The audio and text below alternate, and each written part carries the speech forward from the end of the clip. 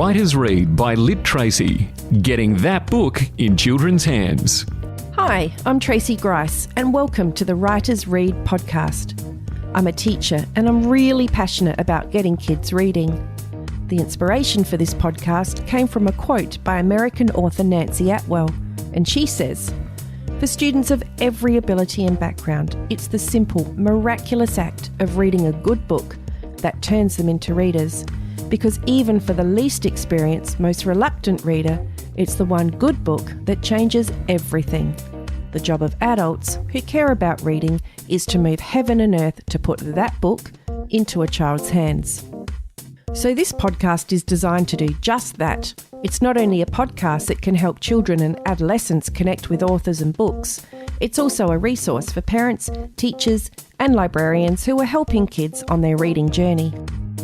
As many of you are aware, I recently studied at Teachers College, Columbia University, where I got to spend time with my guest for this episode. Rukhsana Khan is an award-winning author and storyteller.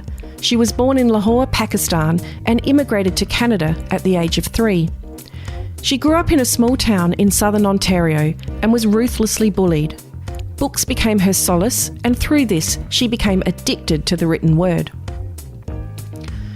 Early in her schooling, one of Rukhsana's teachers noticed her talent for writing, but she decided to study to become a biological chemical technician, where she graduated at the top of her class. The call of writing never left her, and as a result, she now has 12 books published, one of which was chosen by the New York Public Library as one of the 100 greatest children's books in the last 100 years. On this episode, we will hear Rukhsana read from her multiple award-winning book, Wanting Mor. We will also hear from our regular recommender, Rebecca, and our student reviewer, Liv. When I met with Rukhsana, I was thinking we would have a chat about her life as a reader. But, as a natural-born storyteller, Rukhsana took our conversation on a very emotional journey. I hope you enjoy it. Basically, I wrote Wanting Mor because I was wondering why my daughter started wearing niqab. She started covering her face. And what happened was, it was about 2003 when my older sister, Bushra, she died of breast cancer. A year before she died, her husband had run off with another woman. And when my sister died, her children were left with a deadbeat dad, a father that didn't take care of them. Now, my family, we came together and we took care of my nephew and my niece, and they're doing fine. In 1998, my second book was called The Roses in My Carpets, and it was about my Afghan refugee foster child. I met him in 1991-92, the winter of 91-92. And after 4 years, I wrote the book, The Roses in My Carpets, based on that meeting. It takes me an hour just to talk about that book. I'm really proud of it. It's quite complex, even though it's a picture book. And it won an international award in Poland, named after a Jewish children's writer. So I'm probably the only Muslim woman in the world who's won an award named after a Jewish guy.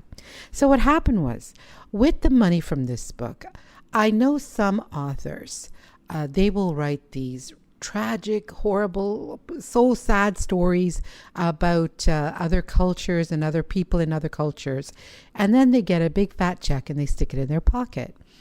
And for The Roses in My Carpets, basically I had taken my foster child's older brother's story. And I thought, this story doesn't belong to me. I'm going to use this book to help other Afghans. And so what I did was I ended up using, I got about $4,500 from my third publisher for it. And with that money, I helped set up a library in an orphanage in Afghanistan. Now, during all this time, my sister is going through this crisis, and she was one of those, those really important people that write on the slate of who you are in my life. She was incredibly important in my life in terms of me forging myself into who I am. Now, so she died in 2003. And right about this time, the orphanage that I had put the library in, they sent me a report about the children in the orphanage. And there was one girl's story, just a paragraph, broke my heart. What happened to this girl was that her mother had died during the war. Her father got remarried. The stepmother didn't want her. So the father took her to the marketplace and he left her there. And she ended up in the orphanage that I had put the library in. Same story, different continent. I mean, with at least with my nephew and niece, we all came together and we took care of them. And I thought, how would a girl survive like this in Afghanistan, where there is no social safety net, there's no foster children, there's nothing? How would she survive? And so basically, I didn't want to write the book. I thought it was too sad, because I'm tired of sad stories about Afghanistan. I mean, my oldest daughter is married to an Afghan, and he's from Kandahar, and his mother and sister actually influenced me in writing the book too, because they were married. And Kandahar, a lot of Afghans are not like the Afghans in Kabul. The Kabuli Afghans are much more westernized. They're into Paris fashions and all that kind of stuff. But in Kandahar and the rest of the country, they're really, really conservative. And my son-in-law's mother wears the niqab. And soon after my daughter got married, at one point, all three of my daughters were wearing niqab, like the face covering. And I wanted to know why, because, it's hard enough to wear hijab. I never pushed them to wear niqab, but they're the ones who on their own started wearing it. So when this story came about, I didn't want to write it, but I was driving down on the highway to visit my parents, and I heard a voice. And this is the way it works with me. I will often hear a voice, and it usually gives me the first line of the first sentence of the book. With The Roses in My Carpets, the first sentence was, "It's always the same. The jets scream overhead, tearing the fabric of the sky. They've seen me." So it's about this boy who's trying to escape these jets, these military jets that are trying to bomb him and his family. It's about trying to get to a safe place. With Wanting More, the first sentence was, "I thought she was sleeping." And I thought, oh, this poor girl, she's found her mother and her mother is dead. And I thought, oh, that's just so sad. But when it happened, I thought, okay, what that means is that I have to push aside my other projects. I got to write this because it's like ripe. I have to do this one right now. So I started writing the story, and I thought, because I wanted to understand my own daughter's decisions, I thought the best way to do that is to put yourself into that position and write as if that's your stance. It's kind of like in debating. So I thought, okay, this girl in my story, she wears niqab, and she wants to wear it. Why? And I had no idea that the niqab itself, the chaudhry that she wears, would end up becoming part of the plot.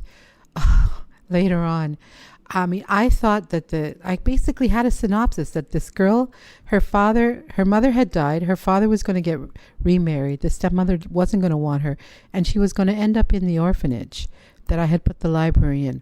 I had no idea that was not going to be the climax of the book. Later on, there was going to come a scene that was literally, to me, like a punch to the gut. When I wrote that scene, even now you can see I'm getting emotional. It's a really tough scene, but that was actually going to be the climax. And I'm also kind of sick and tired of all the novels about girls who run off to try to be warriors. I mean, really, how practical is that, okay? And really, do you need to be a warrior to be a strong woman? So I wanted to explore strength, but without military stuff. Like, she's not a warrior, but Jamila in the story is incredibly strong. She's actually much stronger than her father is. And her strength comes mainly from being able to accept reality and hit it head on, deal with it head on. Whereas her father runs away from it, he uses drugs to run away from it. Now, the book has been out for, 10 years, almost 11 years now.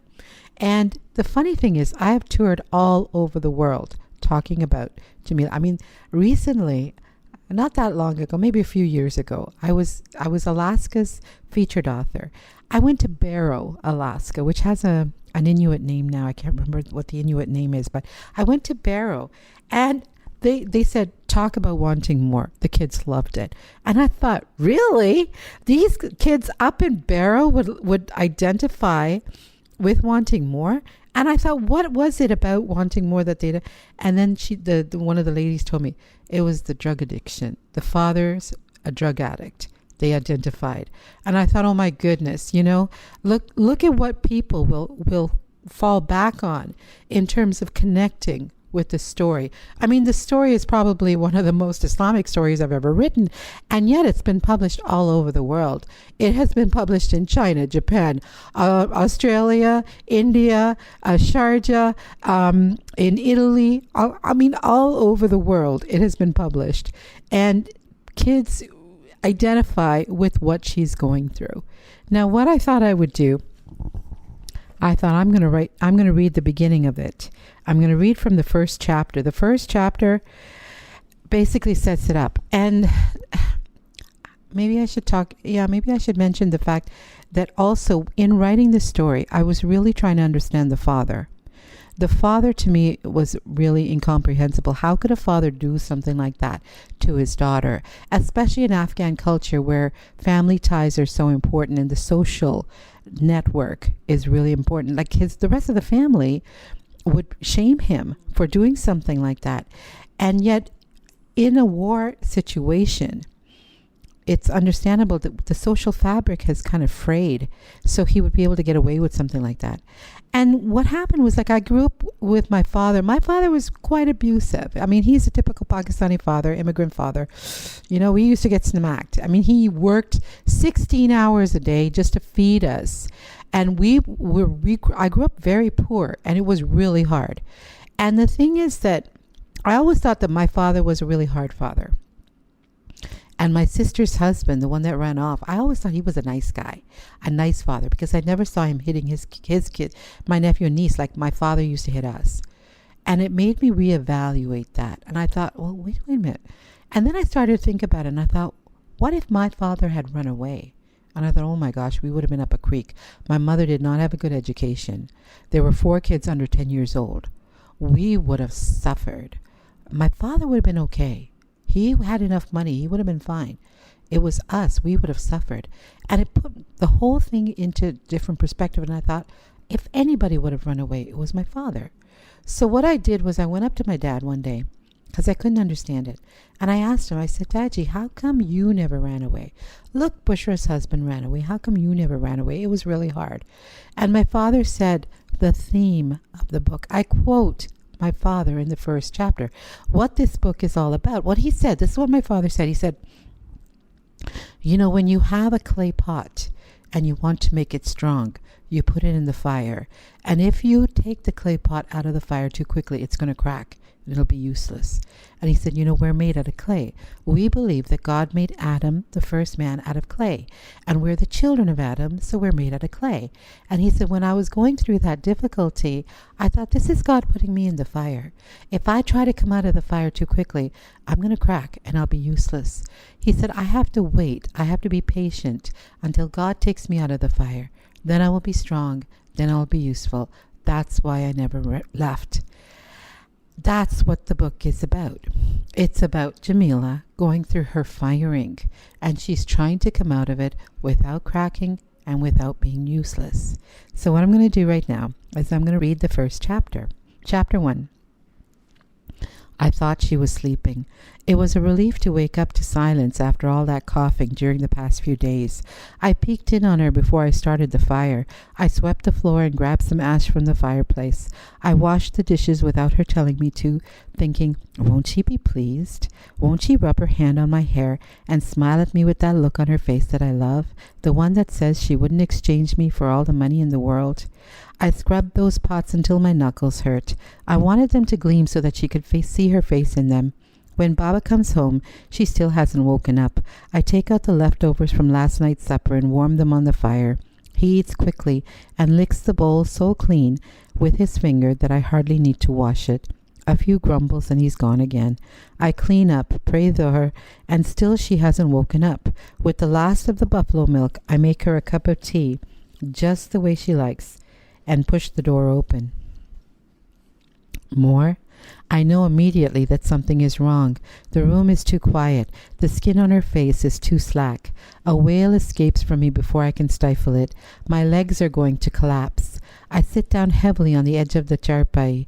The jute ropes creak with my weight, and it jostles her body. Gently, gently. Do not disturb her. The cup feels too hot in my hands. I stare down stupidly at the milky brown liquid. There's froth at the edge of the cup, and some of the bubbles are bursting. Am I dreaming? My toes brush the mud floor of our hut. The trampled dirt is soft against my rough feet. I slowly look back at my mother. She's dead. Should I try to revive her? I put down the cup and grab her hand, stiff and cold. I drop it like it burned me. Inna lillahi wa inna ilayhi raji'un. Rocking back and forth over and over, I repeat the words, Inna lillahi wa inna ilayhi raji'un. Indeed, from God we have come, and to Him is our return. How will I tell Baba? When I get up, my foot hits the cup. There goes the tea.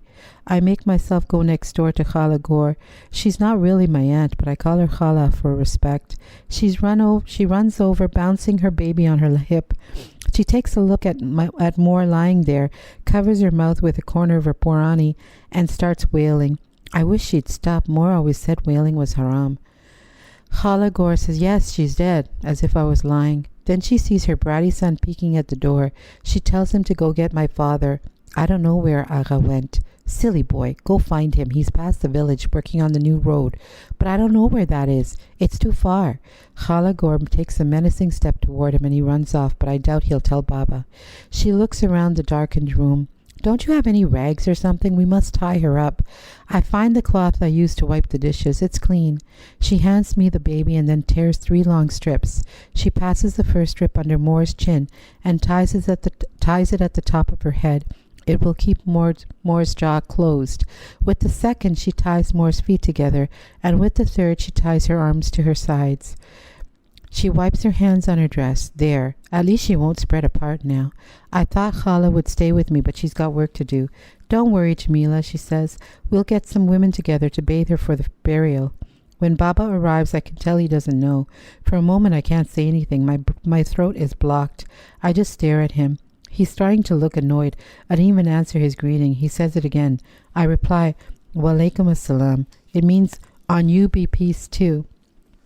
But I can't imagine ever having peace again. Finally he says, where's your mother? I shake my head and look down at my lap. More tears come, dripping in a blur onto my useless hands. He runs into the room. Then there's the strangest choking kind of noise I've ever heard. I rush to his side, practically holding him up so he doesn't fall. Khala Gore, true to her word, gets some women together, and they bring buckets of water. They tell me to leave, but I say I want to help. Khala Gore frowns. This is a serious matter. You're very young. We can't have you getting all upset while we bathe her. I'll be good. I've never seen a dead body being washed. I'm very good at staying out of the way and yet being ready to help at the same time. First, we take a sheet and cover her. Then, working under the sheet, we remove my mother's clothes. I bundle them up and leave them in a corner. I'll wash them later. Maybe they'll fit me one day. My mother looks younger with just the sheet lying over her. Muttering prayers, we gently clean her, make wudu for her, then wash her hair, the right side of her body and then the left. She's gotten quite stiff. Her hands feel like they've been carved out of wood, a very soft wood, and her toes are splayed. I keep expecting her to open her eyes. She looks peaceful and beautiful to me. She always said, Jamila, if you can't be beautiful, you should at least be good. People will appreciate that. We don't have any camphor. I wish we did. It would leave such a nice scent. When her body's clean, we're ready to wrap her. Despite the sheet that's covering her, I still catch glimpses of her body. It makes me feel so awkward. She was always so shy and modest. I can't remember ever seeing even her thigh. I try my best not to look.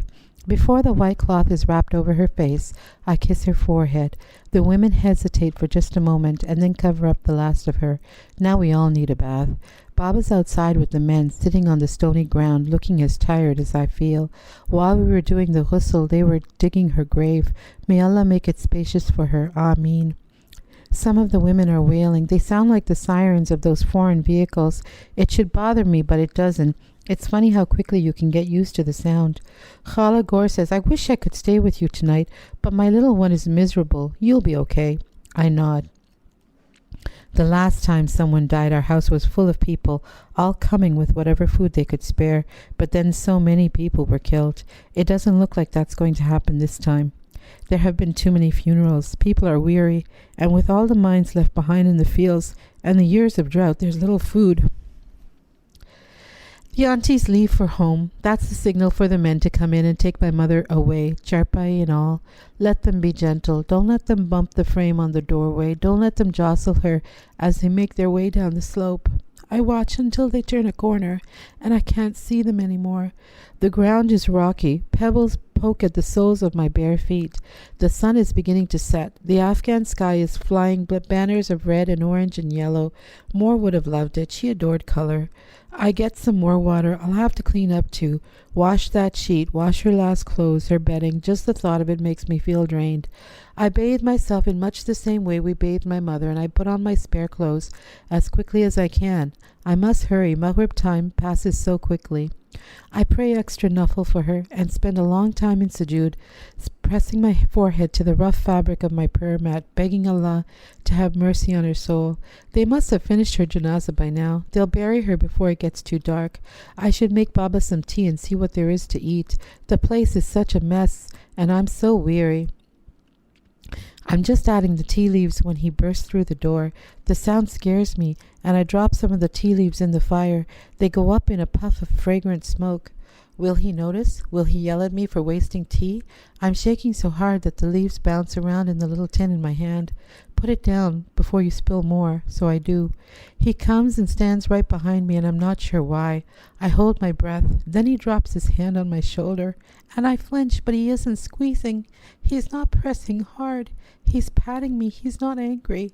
In fact, he's telling me to step aside, that I must be tired, and he'll make the tea. I move to the other side of the fire, and he squats down in my place, adding more tea leaves even though there's more than enough in the pot. He doesn't know how strong to make it. There's no milk for the tea and only a little sugar, and there's half a piece of naan. It's a bit hard and stale, but if he soaks it in the tea, it will be fine. When he looks up at me, the shine of his eyes catches the glitter of the fire. Is this all the food in the house? He points at the naan. Is he angry? Does he know? Of course I should have saved all of it for him because he needs his strength, but I broke off a small chunk and ate it myself. Should I confess? I huddle into my Purani and nod. He could take it as a yes or maybe even an I don't know. After a long pause, I lift my head to see what he's doing. He's pouring the tea and spilling a lot of it in the process. He hasn't the knack for it. He hands me a cup and the whole piece of hard naan, but when I hesitate to take it, he says, "Go on, you can have it, Jamila." And so I do. Such a surprise. My tea is sweet, too. He put the sugar in the pot for both of us. He sips thoughtfully, staring at the fire. I wonder what he's thinking. Is he thinking of the last time we were house in mourning? When he sits up suddenly and takes a deep breath, I can't help flinching. He's feeling at the pocket of his kurta and he glances at me. "You should get to bed.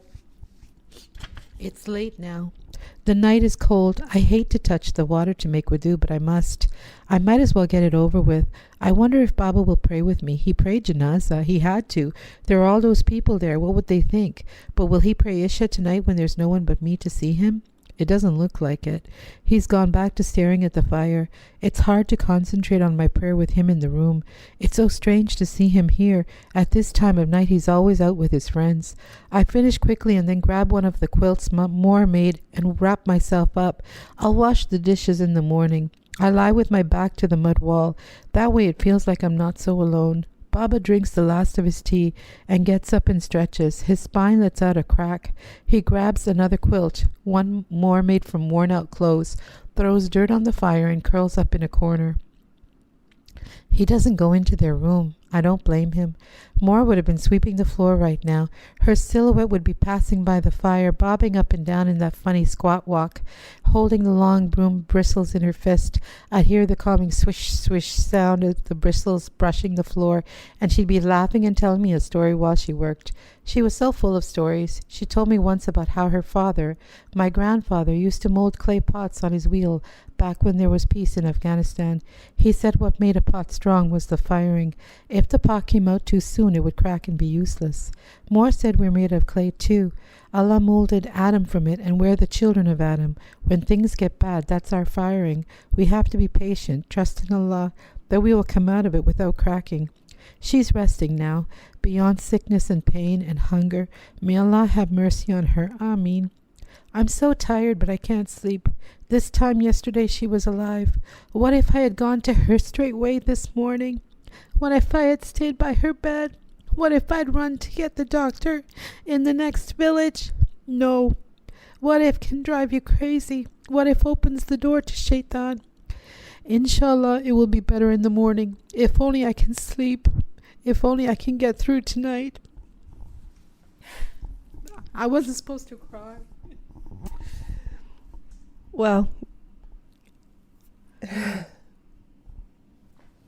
thank you.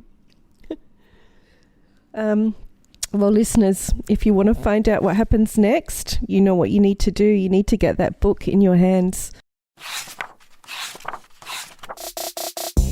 Students speak. I gave this book 3 lives. The first live is for the reality in the story.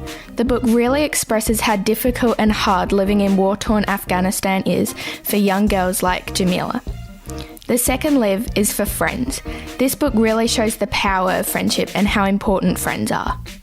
The third live is for kindness. This book is really sad, but the small acts of kindness really go a long way in Jamila's life. Hi, I'm Rukhsana Khan, and you're listening to the Writers Read podcast. Rebecca recommends. When Tracey said that she had interviewed Rukhsana Khan for the podcast, I thought, I know that name, and it came to me. An amazing picture book called Roses in My Carpets that I hadn't thought about in ages. So I hunted down the book and I ordered it in from the US, and it gave me goosebumps reading it again. This is the blurb. For a young refugee living with loss and terror-filled memories, time is measured by the next bucket of water, the next portion of bread, and the next call to prayer. Here, where everything, walls, floor, courtyard, is mud, a boy's heart can still long for freedom, independence and safety.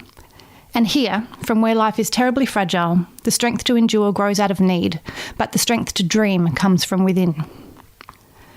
This book came out 22 years ago, and it made me think that this was probably one of the first books of its kind.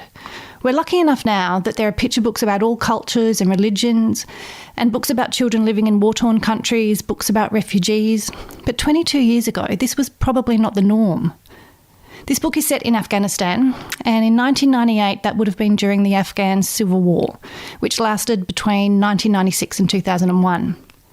But the truth of the matter is that no matter the particular conflict that is the backdrop of this story, the story itself is timeless. Because sad as it is to say, there are still wars raging and there are still children suffering. For the young boy in the story, his reality is living in a refugee camp with his mother and sister. His life is simple: looking after his mother and sister, fetching water, going to school and prayer. His meals are bread and water, and at school they sit on the floor on rough mats.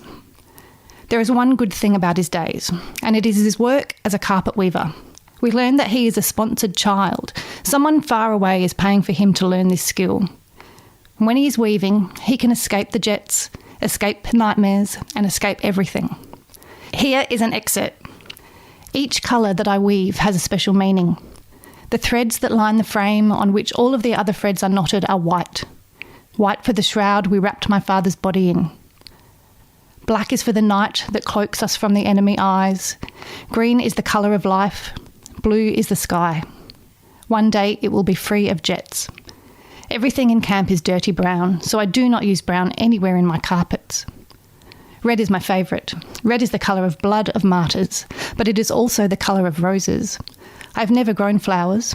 Every bit of land must yield food, so I make sure there are plenty of roses in my carpets. The story is quite grim, and when his sister is involved in an accident, we are left wondering and hoping that she will be okay. Even though this is a book about such a grim topic, and it doesn't wrap things up in a nice happy bow for us, I feel that there is hope. The thing to remember that I kept remembering when I was reading this book, that it was written 22 years ago. But still today, there are up to 10 million people living in refugee camps across the globe. This life is still the life of so many children around the world, living in refugee camps because their homes and families have been torn apart by war. I am a big believer in using picture books with middle and upper primary students. I think that the illustrations and carefully chosen words have a huge impact on readers, and they play a vital role in opening our eyes to parts of the world we may never see. They don't take long to read, but can lead to all sorts of conversation and discussion. And we can't underestimate the power that picture books have when it comes to developing empathy. There's no better way to picture what life is like for someone else, someone young, someone the same age as the reader, than to see that person's story in a book.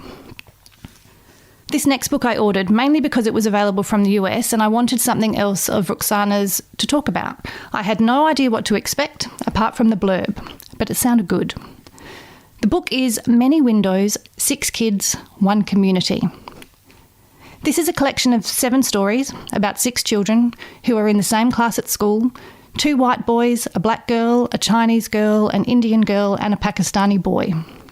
They are not friends, but they all come together in one community at the end of the stories.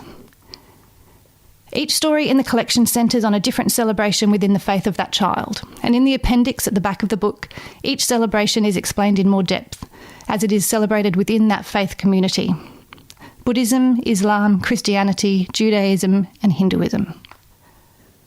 Each story represents a window into the life of the child, or, from a different point of view, the child's window looking out to the world. I loved this book, and I think it's so relevant to most children's experiences today. So many children in the one class with different beliefs and cultural backgrounds, but not necessarily having much understanding of what those faiths are like, or even what other families are like. I will say that this is a tiny book. The story part of the book is only 65 pages long. It is published by a small publisher in the USA, so I will give you a heads up that to get it in Australia it's quite expensive, but if you are an ebook reader it is available on Kindle and it is much cheaper. There are 7 stories in total, each story told by a different character, with one character having 2 stories at the start and at the end of the book, bringing everything together. Each of the stories focuses on a different child, and the more stories you read, the more the stories become intertwined. Rukhsana Khan did not write all of the stories in the book. She wrote 5 of the 7, but I will look at the book as a whole. Because each story is so short, I won't tell you too much about them. I'll just give you a brief teaser to each one. The characters are Natalie. She is a Buddhist. She works in her father's jewellery store. An important part of her story is a locket, and we see that locket somewhere else in the book.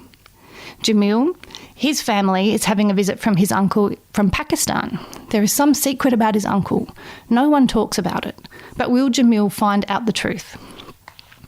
Deepa is Hindu and Diwali is her festival. Friendship is a strong theme in this story.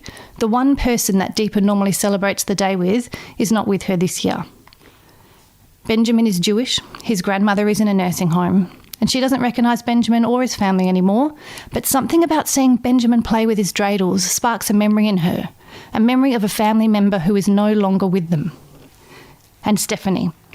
Stephanie is a Christian, and it's Christmas Day in her story, and it's her story that we see all of the other characters come together.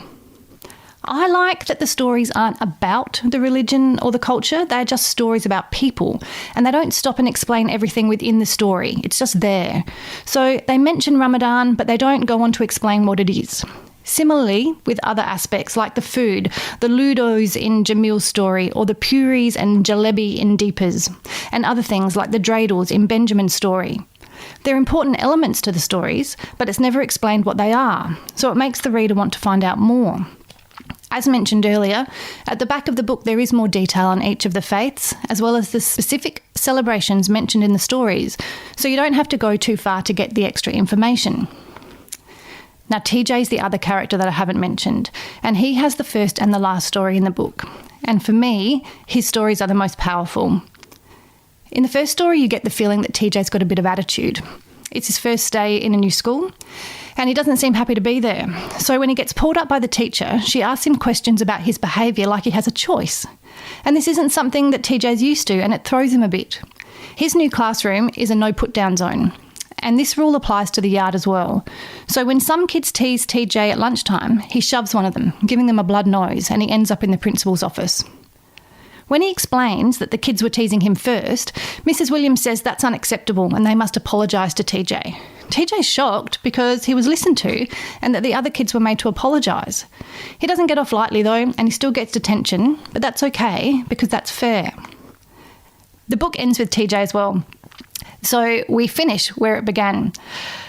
What I get most from this book is that TJ is the character that I want to know more about. As a reader, we get a glimpse into his life and it's pretty bleak, and I just want to know that he'll be okay. All of the other stories are about family and faith, but not TJ's. The contrast between his life and those of the other characters is stark, and that's why his stories work so well, starting and ending the book, because it puts all of the other stories into perspective. So the strongest thing that I get from all of the other stories would be family. Each character has a strong connection to family, and within that family they also have their faith. But for me, family is the key. And it's obvious from what we read about TJ that this is what he is missing. But there is hope that maybe the new friends that he has have gone some way to fill this emotional void in his life.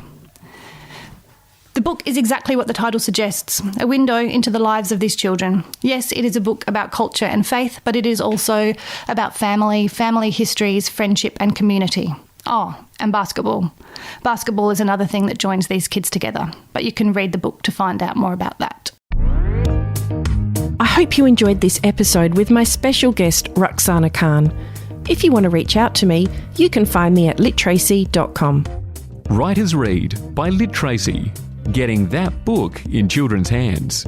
Follow us on Facebook, Twitter and Instagram at Writers Read by LiTracey, a Dave and the Beanstalk production.